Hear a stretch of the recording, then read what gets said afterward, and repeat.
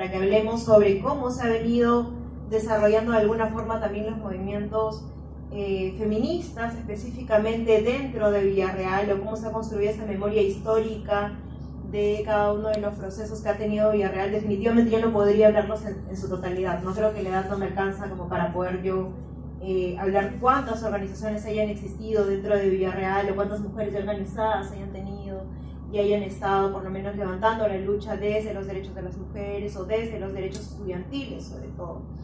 Entonces yo quería empezar un poco comentando sobre este proceso histórico, sobre la participación de las mujeres estudiantes dentro de las organizaciones de las universidades, ¿no? Que de alguna forma ha invisibilizado el trabajo en el marco de sus mismos derechos. Y en un claro ejemplo lo quiero presentar como cuando uno empieza a participar por la defensa de los derechos estudiantiles, ¿no? Y estás en una toma, o estás exigiendo un presupuesto, o cuando estás pidiendo mejor calidad académica dentro de tu espacio universitario, o cuando estás exigiendo o sumando firmas para poder acumular una nueva currícula, o poder ver cómo podemos construir otros espacios o otras plataformas también académicas. Y lo que sucede dentro de los espacios es que la mayoría de veces nosotros nos vemos, o por lo menos es más complicado militar dentro de un espacio universitario, construir movimiento para una mujer definitivamente que para un hombre. Y es ahí donde nos enfrentamos con este proceso de masculinización que muchas mujeres hemos tenido dentro de la militancia o dentro del proceso de poder participar o para poder acceder en estos espacios. Y lo coloco y lo menciono porque es algo que también me ha tocado y creo que nos ha tocado a muchas de las que hemos sido por lo menos dirigentes estudiantiles dentro de Villarreal, y que entramos como dirigentes estudiantiles pero salimos como feministas renunciando a todos nuestros partidos. Entonces es algo que le ha pasado a las mujeres, por lo menos dentro de todo el proceso de Izquierda Unida y todo lo demás, y que le suele pasar a las mujeres dentro de los espacios universitarios, ¿no? Y es una de las cosas que por lo menos yo podría quizás contribuir desde el proceso de cómo hemos construido la historia, algunas en un pedacito de una etapa de los 2000, se podría decir ya, donde empezamos o intentamos agrupar espacios que podrían hablar de la cultura o que podrían hablar a grandes rasgos que involucren nuestros derechos, pero no directamente feministas, ¿no? Porque también están los temores o también están los miedos de cómo nos enunciamos frente a grupos organizados, mayormente de hombres o mayormente con liderazgos masculinos, donde nuestras agendas, donde los temas de qué están pasando con las estudiantes universitarias o qué está sucediendo en el marco de que puedan acceder por lo menos a una educación sin violencia o que no puedan cortar también sus estudios por un embarazo no deseado. Entonces, estas temáticas o estas agendas de mujeres lesbianas, de mujeres bisexuales, no estaban aglomeradas en las luchas estudiantiles, ¿no? Siempre era como que esta contradicción de la que se habla, esta contradicción de clase y de género que era parte de los discursos de los compañeros que solían decir de que estos temas estaban después, ¿no? Y que primero era la lucha desde los estudiantes y las estudiantes por el presupuesto tal. Pero la lucha de cómo puedan llevar una educación digna o una educación libre de violencia no era parte de las agendas de los compañeros.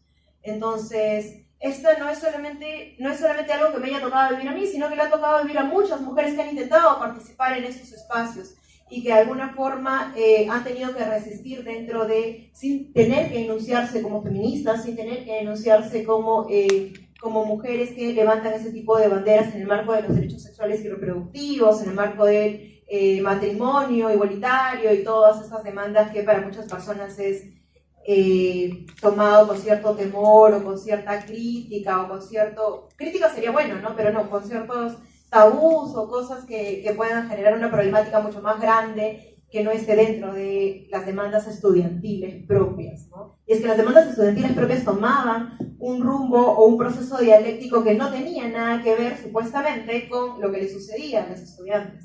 Y lo que está pasando ahora es algo que de alguna forma muchas tratamos de empujar en algún momento de todos los procesos, pero que ahora se ha visibilizado aún más. Y es algo que ustedes están colocando en la agenda, y es algo que ustedes están posicionándolo, y que de alguna forma a nivel nacional se está repercutiendo.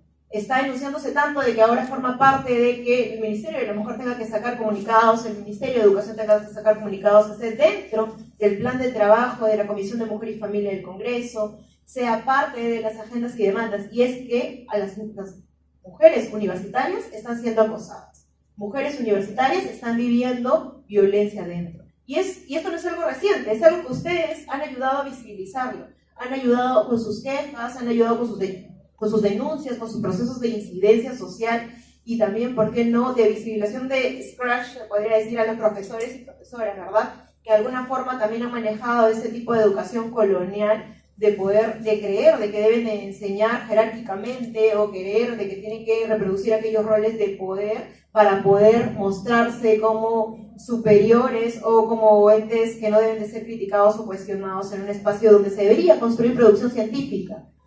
Entonces, es necesario evidenciar estos procesos y al margen de lo que quería contar un poco de la experiencia que por lo menos yo había tenido dentro de Villarreal era eso, ¿no? Entré formando un colectivo que se llamaba Claustrofobia cuando estaba segundo año de la universidad. El primer año era como una especie de agrupación, nada más, y el segundo año ya le pusimos un nombre. ¿Y por qué tuvimos que poner un espacio y llamarle Claustrofobia? Porque no simplemente éramos un grupo de estudiantes que buscaban espacios académicos, porque no los teníamos, porque no teníamos una sala de auditorio, porque no teníamos la apertura de una sala de auditorio, mejor dicho. O sea, teníamos el espacio como tal, pero no lo teníamos como propio de las y los estudiantes para poder enrumbar proyectos académicos.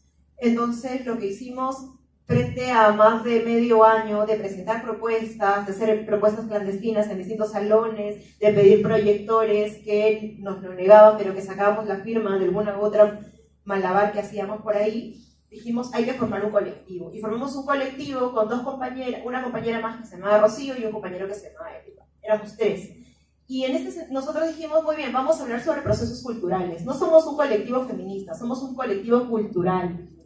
Y ahí era donde se abría el debate, ¿no? Pero ¿qué entendíamos como cultural y qué entendíamos también como subcultura dentro de...? Porque nosotros teníamos muy enfocado también, justo empezaba la campaña de Déjala Decidir, la recolección de firmas en el 2012, en el 2011 empezaban también las aperturas sobre una serie de temáticas con respecto a la unión civil y todos esos temas que logramos de alguna forma intentar posicionar desde Claustro. Vinieron unas compañeras de Argentina, cuando se reeditó el periódico La Voz de la Mujer en el 2011, de Virginia Woolf, y fue muy interesante las propuestas que se presentaban, ¿no? Tuvimos que tomar un espacio dentro de Villarreal, se podría decir, ocupar un espacio, tuvimos que autogestionarnos, porque era la única forma en la cual podríamos producir espacios o tener un espacio donde hablemos de lo que está sucediendo en la realidad, de lo que estamos viviendo, cómo podíamos hacer sociología o cómo podíamos hacer producción científica social si no tomábamos nuestra coyuntura, si no tomábamos nuestros procesos sociales para trabajarlos o para poder a partir de ellos construir algo, construir propuestas o colocarlos en la agenda en el marco de nuestras currículas académicas. Entonces, este espacio sirvió para ello.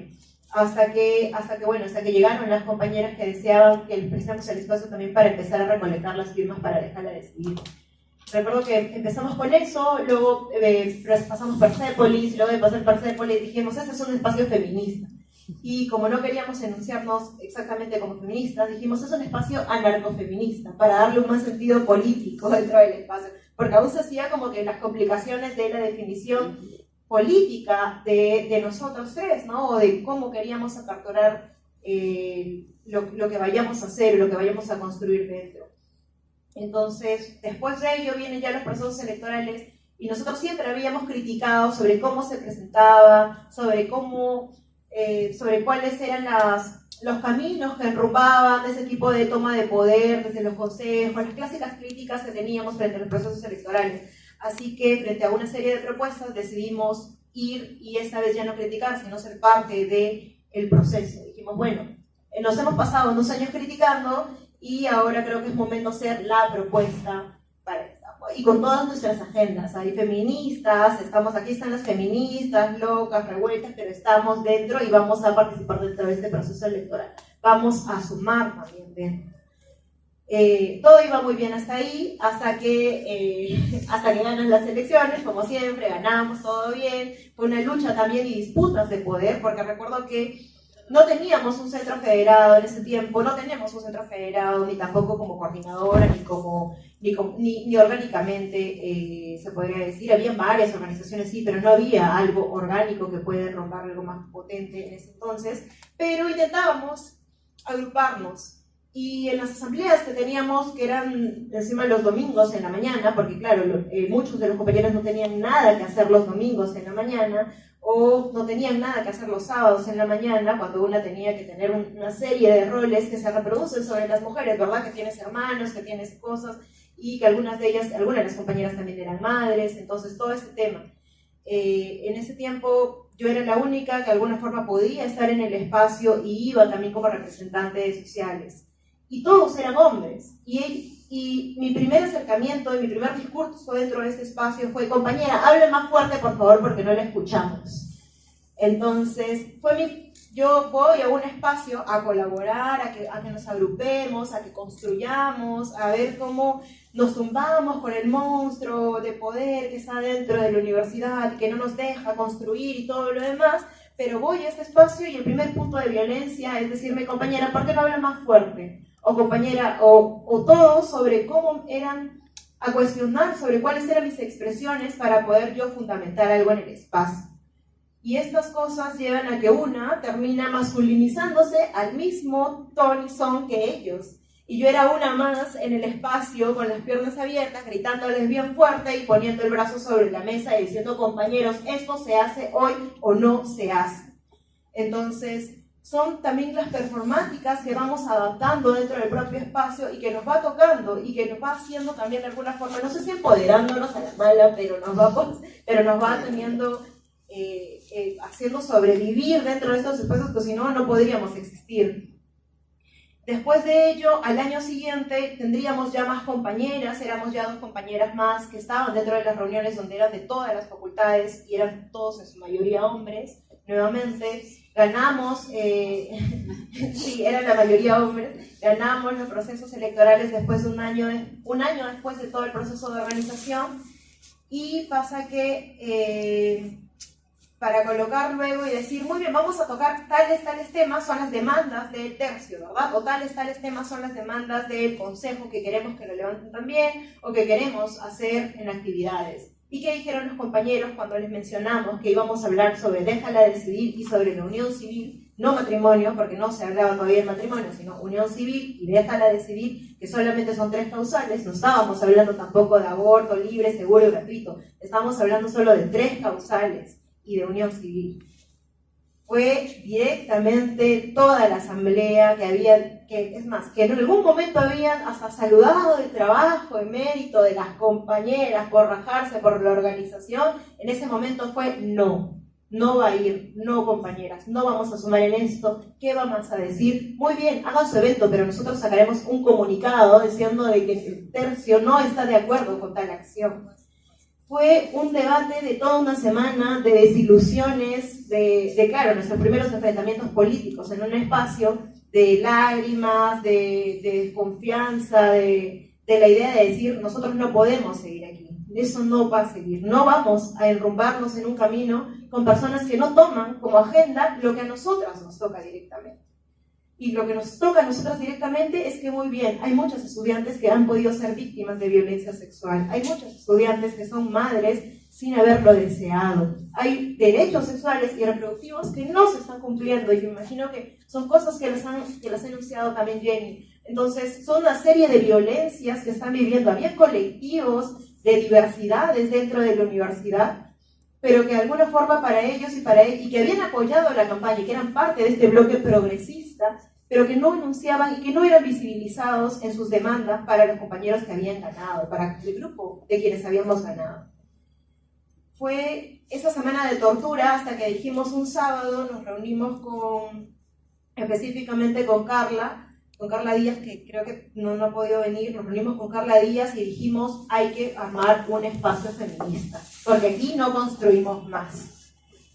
Y mandamos nuestra carta de renuncia y pronunciamiento de 3 hojas para renunciar solamente 2.